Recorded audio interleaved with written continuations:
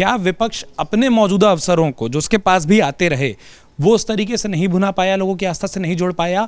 और क्या विपक्ष की ओर से आ रहे ऐसे बयान ये सनातन के ब्लंडर से बड़ा ब्लंडर तो नहीं बन जाएंगे अगर ये सामूहिक रूप से आएंगे? वहां एक बयान था जिस पर पूरे देश में इस तरीके का विवाद बना, जिसमें पूरे देश में विपक्ष उस तरीके से क्रिटिसाइज हुआ, और मध्य प्रदेश के चुनाव में हमने देखा कि भोपाल की रैली टाली गई सिर्फ उस एक बयान के बाद। क्या ये उधर परिणति जाती नहीं दिखाई दे रही?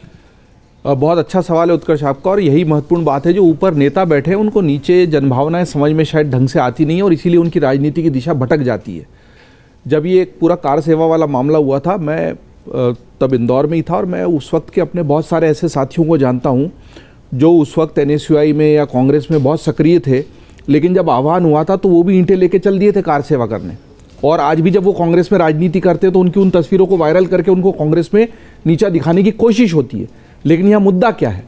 मुद्दा यह है कि जब इस तरह की भावनाओं की बात आती है तो लोग पार्टी से परे जाकर अपनी भावनाओं को, और यही वो आस्था है जिसने इस संस्कृति को, इस जीवन शैली को हजारों वर्षों के आक्रमण के बाद भी जिंदा रखा है। यहाँ पर भी अगर आप राजनीति करेंगे तो आप शायद भावनाओं को और जनभावनाओं के ज्वार को और उसकी दिशा को नहीं समझ पा रहे।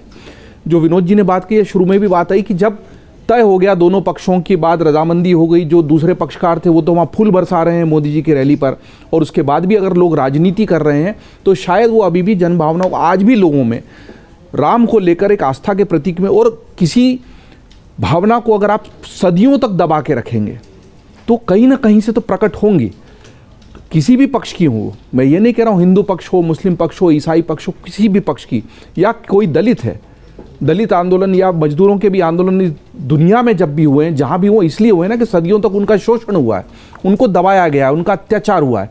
ऐसे ही किसी एक पक्ष की भावनाएं बहुत समय से मुखरित होने का प्रयत्न कर रही थी, इसको किसी राजनीतिक दल ने अगर समझा और उसको आवाज़ दी तो ये उसकी समझदारी है। और उसको नहीं समझ पाना उन लोगों की ना समझी है जो इस वक्त इस तरह की गलत बयानी कर रहे हैं।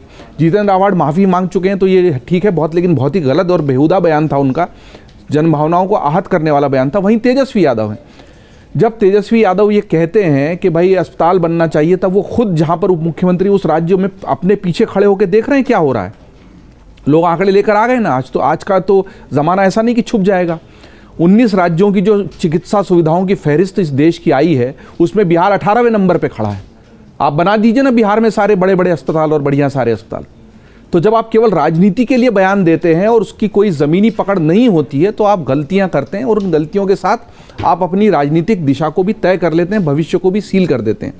ये मुद्दा बहुत संजीदा है। एक तो ये है कि शुरू से कोशिश इस मुद्दे पर यह रही कि भावनाओं को न भड़काया जाए। अगर मंदिर बनना था, कोर्ट का आदेश आ चुका, ट्रस्ट बन गया, मंदिर बन रहा है, तो एक व्यापक समुदाय की अगर भावना है तो उनका सम्मान करते हुए उसकी प्राण प्रतिष्ठा हो जानी चाहिए। वो तो एक प्रक्रिया है, वो होगी।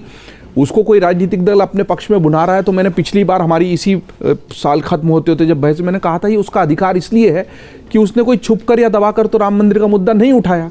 बाकायदा अपने घोषणा पत्रों में लगातार कई दशकों तक उसको रखा है, और 2 सीटों पर जब थे तब भी रखा है, और 303 सीटों पर है तब भी रखा है। तो कोई अपने एजेंडे पर कायम है तो उसके नंबर उसको देने चाहिए। अपना एजेंडा नहीं तय कर पाने वाले दलों को इस वक्त सोचना चाहिए कि उनने गलती कहाँ की। वो अगर अपने गोल पोस्ट को बदलते रहे हैं लगातार, उनको जहां वोट दिख रहे हैं वहां गोल पोस्ट ले जा रहे हैं, तो ऐसे में वोट नहीं मिलते।